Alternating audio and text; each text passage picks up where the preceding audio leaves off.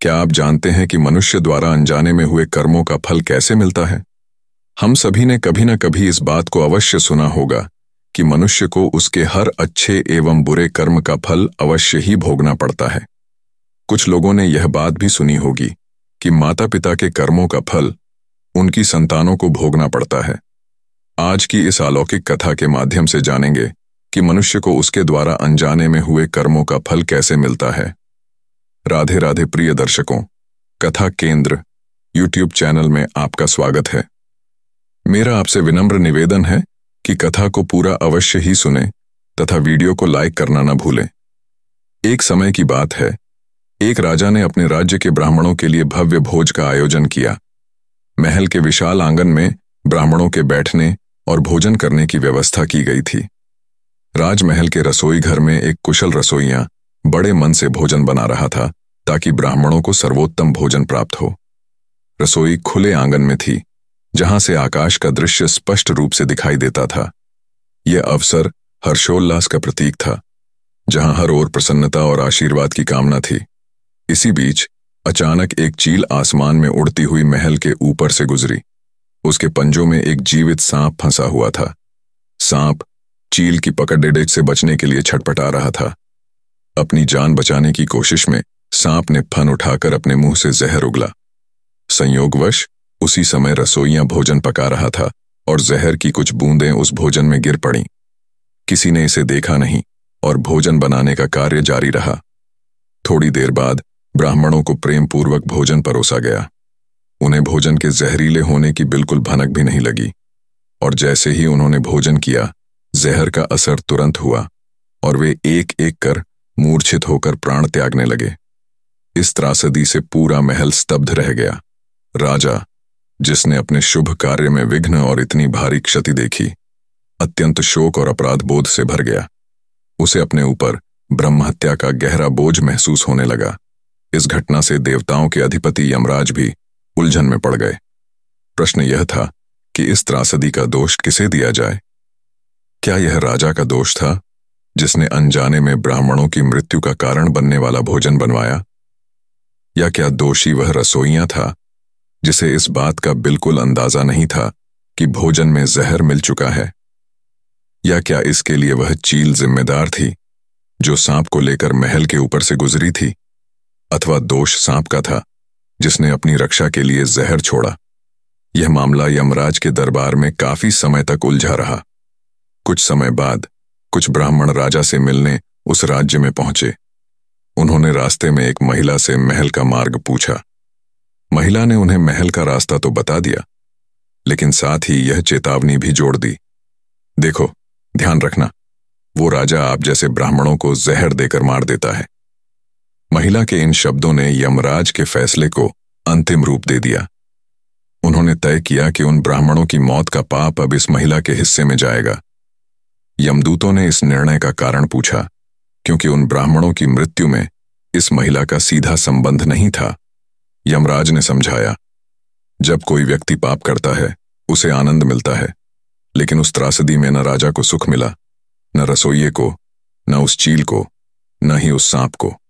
परंतु इस घटना की निंदा और आरोप लगाते हुए इस महिला ने अपने भीतर उस आनंद को अनुभव किया। इसलिए वह पाप का हिस्सा अब इस महिला के हिस्से में जाएगा।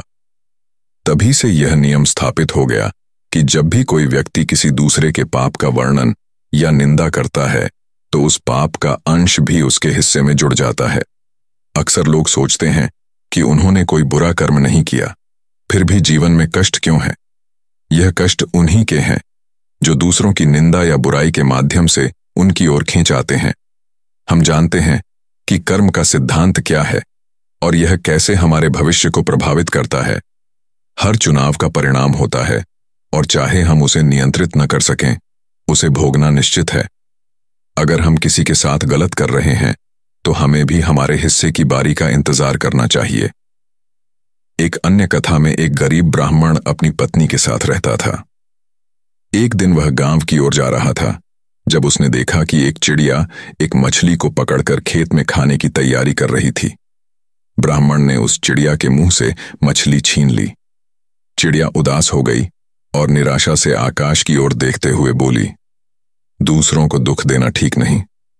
उसने ब्राह्मण को मन ही मन शाप दिया कि जैसे उसने उसे निराश किया है वैसी ही निराशा का सामना उसे भी करना पड़ेगा।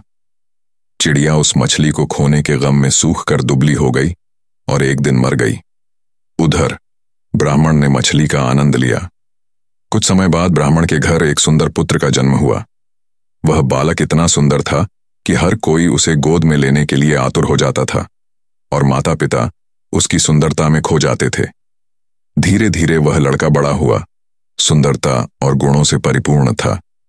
उसके रूप और व्यवहार को देखकर माता पिता का दिल खुशी से भर जाता। वे उस पर जान छिड़कते और उसकी हंसी खुशी में ही अपनी दुनिया बसा लेते। परंतु विधाता की क्रूर विडंबना ने उस खुशी को छीन लिया। एक दिन अचानक निष्ठुर काल ने उस युवा बेटे को उनसे छीन लिया। उसकी मृत्यु के बाद माता पिता का संसार जैसे थम गया। आंसू बहते ही रहे और वे दिन रात छाती पीटते हुए शोक में डूब गए। ब्राह्मण पीड़ा और गुस्से से भरकर यमराज को कोसने लगा। उसने कहा, अगर सुबह शाम यमराज को कूटा जाए तो उसे भी दर्द का एहसास होगा।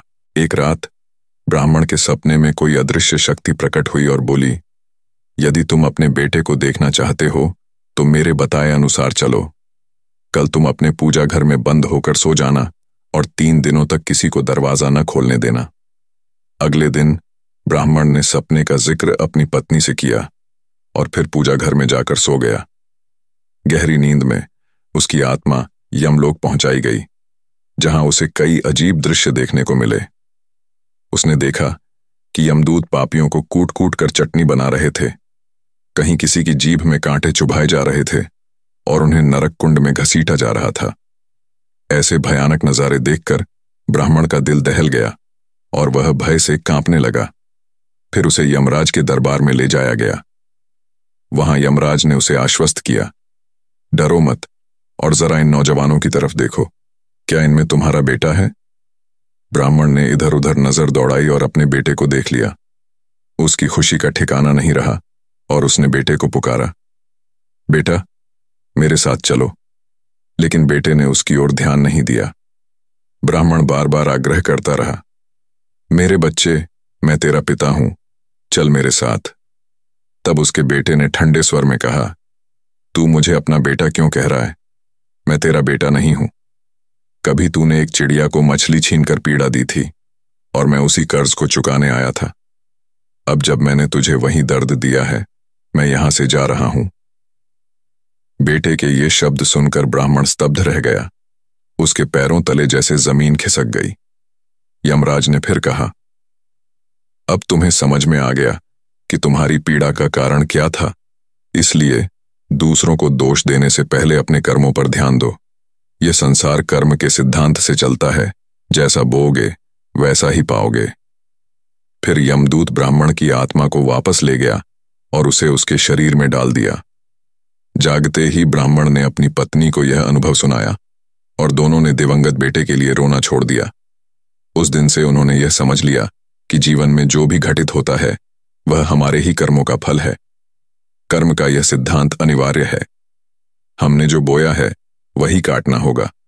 चाहे आज चाहे कल, ब्रह्मांड हमें हमारे कर्मों का उचित फल देता ही है। कर्म व्यक्ति की असली पहचान का आधार होते हैं। हमारे कर्म ही हमारे चरित्र का निर्माण करते हैं। जीवन में सफलता पाने के लिए हमें सदा सकारात्मक कर्मों का चयन करना चाहिए, क्योंकि यही कर्म हमारे भविष्य की दिशा तय करते हैं। यह एक सत्य नियम है कि हम जो भी दूसरों के साथ करते हैं वही हमारे पास लौट कर आता है। धर्म और कर्म जीवन के 2 पहिए हैं जो हमें सही मार्ग पर बनाए रखते हैं। इन दोनों के बिना हम अपने सच्चे उद्देश्य तक नहीं पहुंच सकते। व्यक्ति के कर्म उसके विचारों, भावनाओं और इच्छाओं का प्रतिबिंब होते हैं। इसलिए यदि हम अपनी सोच और कर्मों को सकारात्मक बनाएं तो भविष्य स्वतः ही उज्जवल हो उठता है। जोधपुर के पास एक गांव में 2 कुत्ते रहते थे। एक काला था जिसका नाम कालू था और दूसरा लाल था जिसका नाम लालू था। दोनों गहरे दोस्त थे, हमेशा साथ रहते, सोते, खाते। एक दिन उन्होंने तीर्थ यात्रा पर जाने का विचार किया, भले ही उन्हें रास्ता न मालूम था। दोनों ने सोचा, रास्ता तो चलते चलते निकल ही आएगा। एक सुबह वे यात्रा पर निकल पड़े। चलते चलते रात हुई और वे एक पेड़ के नीचे सो गए। अगले दिन फिर अपनी यात्रा जारी रखी। कुछ देर बाद भूख से बेहाल होकर उन्होंने चूहों का पीछा किया। लालू ने उत्साहित होकर कहा, कालू भाई, इन चूहों की चटनी बना डालते हैं।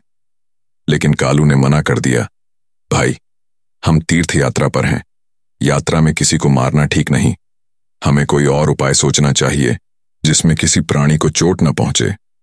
इसी विचार से वे दोनों एक मंदिर के पास जाकर आराम करने लगे। वहां उन्होंने तय किया कि अब अलग अलग दिशाओं में भोजन की तलाश करेंगे और बाद में इस स्थान पर मिलेंगे। लालू चलते चलते एक गांव पहुंचा। वहां एक ब्राह्मण पूजा के बाद भोजन करने ही जा रहा था। थाल में खीर, पूड़ी, अचार और कई स्वादिष्ट व्यंजन रखे थे। जैसे ही ब्राह्मण ने भोग लगाया, लालू ने झटपट थाली में मुंह डाल दिया और एक पूरी लेकर भागा। ब्राह्मण ने देखा और उसकी भूख समझकर थाली लालू को दे दी। ब्राह्मण की पत्नी क्रोधित होकर बोली, यह क्या, इस कुत्ते को इतने लजीज पकवान? पर ब्राह्मण ने मुस्कुराते हुए कहा, यह भी भूखा है और हो सकता है यही इसके भाग्य में लिखा हो। लालू ने पेट भर भोजन किया और कृतज्ञता से ब्राह्मण को आशीर्वाद देकर वहां से चला गया। उधर कालू एक किसान के खेत में पहुंचा। किसान की थाली में बाजरे की रोटियां और साग रखा था। किसान भोजन करने ही वाला था कि कालू ने थाली में मुंह डाला और एक टुकड़ा लेकर भागा। किसान ने गुस्से में लाठी उठाई और इतनी जोर से मारी कि कालू की कमर टूट गई। पीड़ा में कराहते हुए कालू वहीं गिर पड़ा और हिलने डुलने की ताकत खो बैठा। काफी इंतजार के बाद लालू अपने दोस्त को आता देखता है। वह दौड़कर उसके पास गया और उसकी टूटी हुई कमर देखकर व्यथित हो उठा। उसने पूछा, भाई, यह किसने किया? कालू ने पूरी घटना सुनाई और रोते हुए कहा, मुझे उस किसान से बदला लेना है। उसने मेरे साथ जो किया है उसका कर्ज उसे जरूर चुकाऊंगा। लालू ने भी कहा, मुझे भी उस ब्राह्मण का उपकार चुकाना है। उसने मुझ पर इतनी कृपा की। अंततः दोनों कुत्तों ने संकल्प लिया कि वे अपने प्राण त्यागेंगे और अगले जन्म में उन्हीं के घरों में जन्म लेंगे। संयोग की अजीब लीला देखिए कि न किसान के कोई संतान थी और न ही ब्राह्मण के। दोनों कुत्तों ने मंदिर के आगे अपने प्राण त्याग दिए और उसी क्षण उनका पुनर्जन्म हुआ। कालू ने किसान के घर जन्म लिया और उसके जन्म से किसान की बंजर गोद में खुशियों की बौछार सी हो गई। किसान का हृदय पुत्र के मोह में डूब गया, पर यह खुशी लंबी नहीं टिक सकी। पुत्र का जन्म होते ही किसान का सबसे प्रिय बैल मर गया और उसकी पत्नी लगातार बीमार रहने लगी। जैसे जैसे समय बीतता गया, दुर्भाग्य की परछाई किसान के घर पर घनी होती चली गई। उसके हरे भरे खेतों पर जानवरों ने आक्रमण कर दिया और उसकी फसलें बर्बाद हो गईं। एक एक कर सारे सुख जैसे किसान से रूठ गए और उसने समझा ही नहीं कि यह दुर्भाग्य क्यों उसके जीवन पर मंडरा रहा है। उधर ब्राह्मण के घर भी एक पुत्र का जन्म हुआ। जैसे ही वह बालक इस दुनिया में आया, ब्राह्मण के भाग्य का सितारा चमकने लगा। राजा के दरबार में उसकी प्रतिष्ठा बढ़ गई और एक महत्वपूर्ण अवसर पर उसने राजा को युद्ध में विजय का आशीर्वाद दिया। जब राजा युद्ध जीतकर लौटा तो उसने प्रसन्न होकर ब्राह्मण को राजपंडित का पद, एक भव्य महल और अपार धन संपत्ति भेंट में दी। ब्राह्मण का जीवन संवर गया और उसकी खुशी का ठिकाना न रहा। उसका बेटा भी पिता के समान तेजस्वी और विद्वान निकला। उसने छोटी उम्र में ही सारे शास्त्रों का अध्ययन कर लिया और बड़े बड़े विद्वानों को शास्त्रार्थ में परास्त कर दिया। यह देख ब्राह्मण का दिल गर्व से भर गया। उसके जीवन में यह बेटा सौभाग्य का प्रतीक बन चुका था, जैसे भगवान का कोई वरदान हो। परंतु किसान के जीवन में स्थिति बद से बदतर होती जा रही थी। उसका बेटा उद्दंड और जिद्दी निकला। वह बिना कारण अपने पिता को डांटता, गालियां देता और जुए में बचे खुचे धन को उड़ा देता। किसान के लिए अपने इस बेटे का व्यवहार असहनीय हो गया था। अपने दुख को कम करने के लिए वह एक समझदार व्यक्ति के पास गया और अपनी समस्या उसके सामने रखी। वह व्यक्ति मुस्कुराते हुए बोला, इसकी शादी कर दो। शादी अक्सर लोगों को सीधा कर देती है। देखना, विवाह के बाद यह खुद ब खुद समझदार हो जाएगा। किसान को यह सलाह समझ में आई और उसने बेटे के विवाह की योजना बना डाली। उसने जल्दी से उसके लिए एक कन्या खोज निकाली और जल्द ही उसका विवाह संपन्न किया। इस बीच ब्राह्मण ने भी अपने तेजस्वी पुत्र का विवाह एक सुशिक्षित और गुणी कन्या से कर दिया। उसके घर में बहू ने आते ही ऐसा माहौल बना दिया कि घर स्वर्ग जैसा लगने लगा। हर कोना स्नेह और सौहार्द से महक उठा।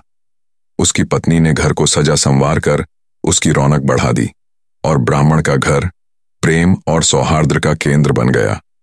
उधर किसान का पुत्र, जिसने अभी विवाह का सुख ठीक से देखा भी नहीं था, अचानक शादी के अगले ही दिन चल बसा। जब उसकी नवविवाहिता पत्नी ने यह दुखद समाचार दिया तो किसान के पैरों तले से जैसे जमीन खिसक गई। वह सदमे में आ गया, दीवारों से सिर पटकते हुए फूट फूट कर रोने लगा और चिल्लाया, हाय, मेरा बेटा मेरी कमर तोड़कर चला गया, उसने मेरे जीने का सहारा भी छीन लिया। इस आघात से किसान का मन टूट गया और उसे अपनी सारी जिंदगी एक असहनीय पीड़ा लगने लगी। संयोगवश उसी समय ब्राह्मण का बेटा उसी गांव में कथा वाचन कर रहा था। उसकी वाणी में ज्ञान और अनुभव की गहराई थी। कथा सुनाते हुए उसने कहा, यह संसार कर्मों का प्रतिफल है। यहां जो जैसा करता है उसे वैसा ही फल मिलता है। हर व्यक्ति को उसके कर्मों का दो प्रकार से फल मिलता है। बीते हुए अच्छे कर्म आज दुख में भी आपको हिम्मत और सहन शक्ति देते हैं। भले ही आपकी आंखों से आंसू बहते हों, वे कर्म ही हैं जो आपको दुख से उबरने का साहस देते हैं। वहीं बीते हुए बुरे कर्म आज हंसी और खुशी में झलकते हैं, लेकिन वे भविष्य में आपकी नींव को हिलाने की ताकत रखते हैं। जिस पल यह हंसी खो जाएगी, हम फिर उसी स्थिति में होंगे जहां से हमने इस सुख को चुराया था। ब्राह्मण के बेटे की बातें सुनकर वहां उपस्थित सभी लोग विचारमग्न हो गए। किसान को भी एहसास हुआ कि उसका दुख किसी और के कारण नहीं, बल्कि उसी के कर्मों का परिणाम था। यह समझकर उसने यमराज को दोष देना छोड़ दिया और अपने कर्मों की गहराई को स्वीकार कर लिया। एक वृद्ध व्यक्ति जो अत्यंत बूढ़ा और कमजोर था, जीवन यापन के लिए किसी तरह का काम करने में असमर्थ था। न जाने किन कर्मों का फल था कि वह दर दर भीख मांगने पर मजबूर हो गया। हर रोज वह किसी न किसी दरवाजे पर जाकर भीख के लिए आवाज लगाता, लेकिन अक्सर उसे ताने और गालियां ही मिलती। एक दिन वह एक अमीर सेठ के दरवाजे पर पहुंचा। सेठ, जो उस दिन व्यापार में हुए घाटे से पहले ही गुस्से में था, भिखारी की आवाज सुनते ही बाहर आया और अव देखा न ताव पत्थर उठाकर सीधे उसके सिर पर दे मारा। भिखारी का सिर फूट गया, खून बहने लगा, लेकिन वह शांत स्वर में बस इतना बोला, ईश्वर तुम्हारे पापों को क्षमा करें, और वहां से धीरे धीरे चल दिया। सेठ का गुस्सा ठंडा हुआ तो उसे भिखारी की अजीब शांति पर हैरानी हुई। उसने सोचा, कैसी अजीब बात है, मैंने उसे मारा, गालियां दी और उसने बदले में मुझे दुआ दी। जरूर इसके पीछे कोई गहरा कारण होगा। यह सोचकर सेठ ने भिखारी का पीछा करना शुरू किया। देखना चाहा कि आखिर उसकी जिंदगी कैसी है। जहां जहां भिखारी जाता, सेठ उसके पीछे जाता। किसी दरवाजे से उसे एक टुकड़ा रोटी मिल जाता तो कहीं लोग उसे गालियां और धक्के देते। भिखारी हर जगह से केवल एक ही बात कहता, ईश्वर तुम्हारे पापों को क्षमा करें। दिन ढलने लगा और अंधेरा गहराने लगा। थका हारा भिखारी आखिरकार अपने घर की ओर बढ़ा। सेठ भी चुपचाप उसके पीछे पीछे चलता रहा। भिखारी का घर बेहद टूटी फूटी हालत में था। घर में उसकी पत्नी, एक बूढ़ी और बीमार औरत, एक खाट पर लेटी उसका इंतजार कर रही थी। जैसे ही भिखारी घर में आया, वह तुरंत उठकर बैठ गई और झोले में देखने लगी। झोले में बस एक आधी बासी रोटी थी। वह निराश होकर बोली, बस इतनी ही भीख मिली, और ये तुम्हारा सिर फूटा हुआ क्यों है?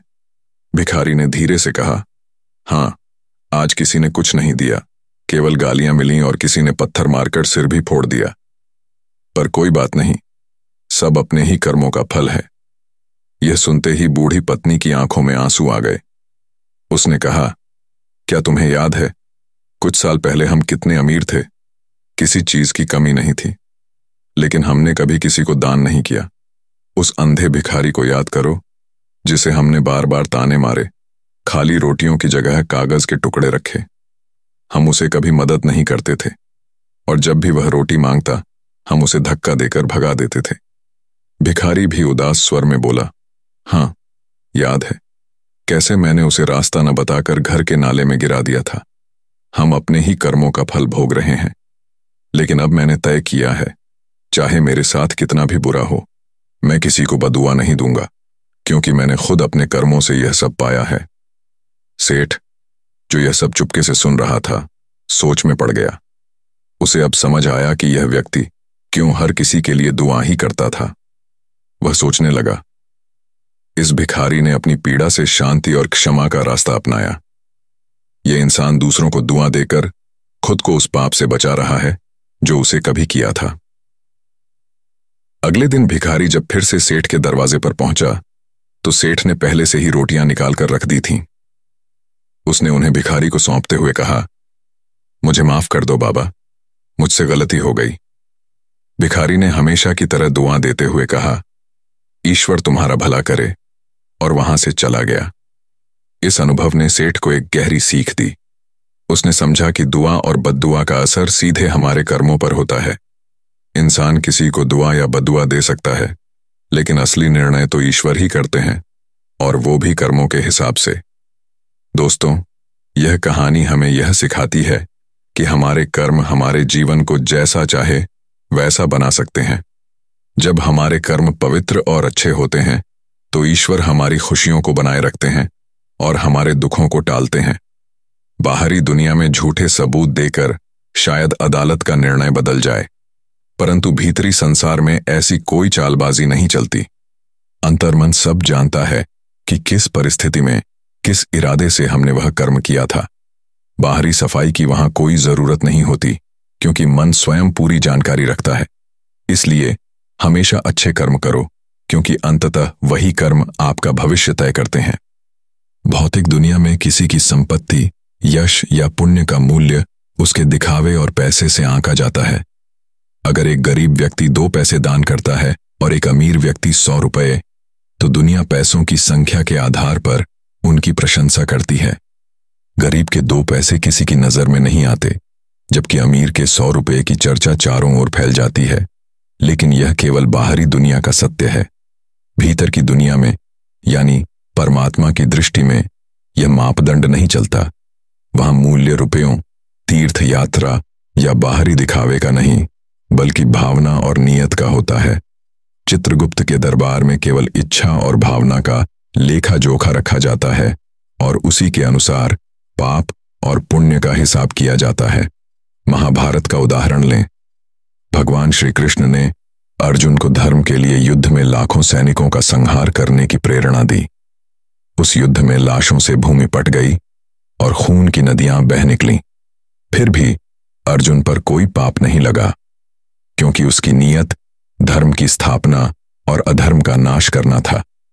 चित्रगुप्त के दरबार में केवल उसकी इस पवित्र भावना को दर्ज किया गया, न कि लोगों की मरने जीने की संख्या को। दुनिया में करोड़पति या प्रतिष्ठित व्यक्ति का मान होता है, लेकिन यदि उसका दिल खोटा है तो वह चित्रगुप्त के दरबार में एक भिखारी के समान गिना जाता है। और वही गरीब जिसकी जेब खाली हो, यदि उसका दिल नेक है तो उसे वहां राजा के समान दर्जा दिया जाता है। इस तरह जो भी कर्म हम करते हैं उसकी मापदंड हमारी नियत और भावना से होती है। उदाहरण के लिए, एक जल्लाद जो आदेशानुसार फांसी देता है, यदि उसके मन में पवित्र भावना है तो वह भी पुण्यात्मा हो सकता है। वहीं एक धर्म ध्वजधारी व्यक्ति जो समाज में धर्म का पालन करने का दिखावा करता है, लेकिन यदि उसके कर्म भीतर से दूषित हैं तो वह पापी माना जाएगा। बाहरी आडंबर और दिखावा केवल लोगों के बीच ही चलता है। असली मूल्य तो भावना का है। सीप की कोई कीमत नहीं होती, मोल तो उसके भीतर छिपे मोती का होता है। इसीलिए किसी भी काम की असली अच्छाई या बुराई उसके बाहरी स्वरूप में नहीं, बल्कि उस काम को करने की नियत और भावना में होती है। पाप और पुण्य का आधार हमारे कार्य में नहीं, बल्कि हमारे भीतर की नियत में होता है। हमारे जीवन में जो भी कठिनाइयां और परेशानियां आती हैं, वे हमारे ही कर्मों का परिणाम होती हैं। कई बार हम जानबूझकर गलत काम करते हैं और कभी अनजाने में भी, लेकिन उसका फल हमें जरूर मिलता है। इस बात को समझने के लिए एक प्राचीन कथा है जो कर्म और उसके परिणामों की गहरी समझ देती है।